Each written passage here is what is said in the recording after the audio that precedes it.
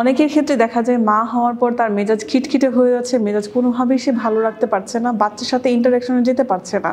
এটার মূল কারণ হচ্ছে যে তার হরমোনাল ডিসফাংশন, তার হরমোন সঠিকভাবে কাজ করতে পারছে না, বা তার বডিতে বিভিন্ন ধরনের ভিটামিনস এবং মিনারেলসের ডেফিসিয়েন্সি দেখা দিয়েছে। সাধারণত মা হওয়ার পরে এ সকল মহিলাদের দেখা যায় আয়রন ডেফিসিয়েন্সি এবং এই জিডিএম থেকে টাইপ 2 ডায়াবেটিস হওয়ার প্রবণতা, আবার হচ্ছে যে ভিটামিন ডি এর যে ডেফিসিয়েন্সি, এগুলো প্রবল পরিমাণে দেখা যেতে পারে। তো সেক্ষেত্রে আমরা মায়েদেরকে বলবো আপনি অবশ্যই ডায়েটিশিয়ানের কাছে আসবেন। আপনার ডায়েটিশিয়ান হচ্ছে নিরূপণ করে দিবে যে আপনার বডির মধ্যে কোনো ধরনের ডেফিসিয়েন্সি আছে কিনা।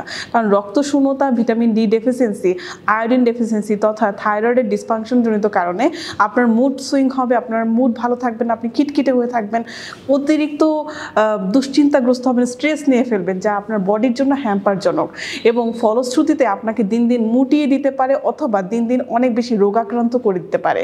তাই অবশ্যই প্রথমেই যখনই আপনি মা হয়ে গেছেন বা ফিল করছেন যে আপনি ডিসকমফোর্ট ফিল করছেন, আপনার ভালো লাগছে না, কোনো কিছু প্রাণবন্তভাবে এনজয় করতে পারছেন না, সেক্ষেত্রে অবশ্যই আপনি একজন ডায়েটিশিয়ানের কাছে যাবেন। সে আপনার সবগুলো বিষয় দেখে সঠিক ডায়েট চার্ট দিবেন।